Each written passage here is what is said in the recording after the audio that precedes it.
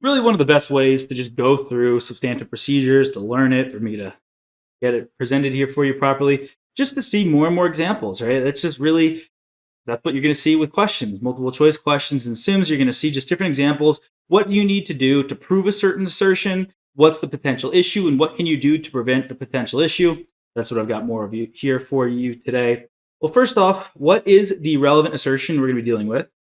First, we're concerned about inventories included in the balance sheet physically exist. Now, that has to do with the existence assertion, and it's very much an important one, right? Making sure that any inventory listed on the balance sheet is real, it's not made up, it's not fake. Now, what are we going to do, and what's the potential misstatement as a result of this assertion being incorrect? Is that the inventory balance includes amounts that don't physically exist, which would mean that inventory is overstated. So what are you going to do? You're going to physically examine the inventory items. You're going to go to the warehouse and make sure that you physically see them.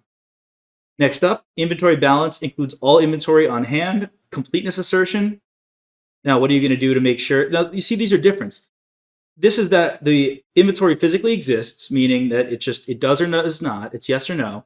This is that all inventory is included in the balance. So you're worried about the number being wrong. So again, here you're worried that you're missing some. Here you're worried that it physically does or does not exist. So what's the potential misstatement from the completeness assertion being wrong? It's that inventory items on hand are excluded from the inventory balance. And as we know, completeness is tied in with possible understatement.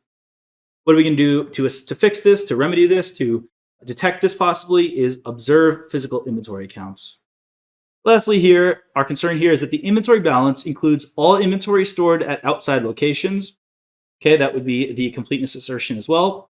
The potential misstatement, what's the concern here, is that inventory items stored at outside locations are excluded from the inventory balance.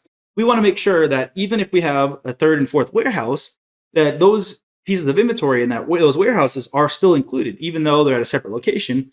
As long as those pieces of inventory belong to us, and they should be included, right? Obviously, take a step back, think, should these pieces of inventory be included? And if they should, making sure that these other warehouses are included in the count.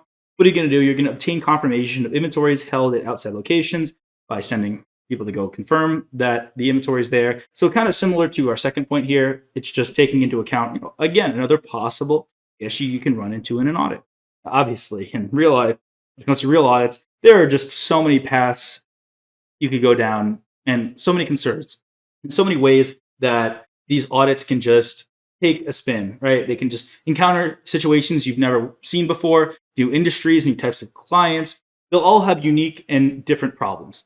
Obviously here, we're going through the more standard ones, manufacturing companies, traditional based entities. Hey there! Are you ready to not only pass your CPA exams, but truly understand and enjoy the material while studying? I know it seems impossible, right? Especially to enjoy the material?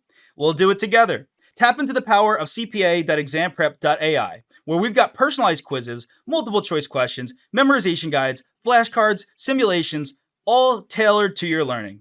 Our adaptive study planning puts you on the fastest path to success and lifts you back up if you fall behind. Avoid wasting your precious time and money attempting an exam with a low chance of passing, because who wants that? We want to get you through this process as quick as possible. Our exam readiness prediction lets you walk in with confidence, knowing that you're prepared for success on exam day. Thankfully, there's no payment method needed to get started, so why don't you come join us? Visit cpa.examprep.ai and let's achieve your exam success together.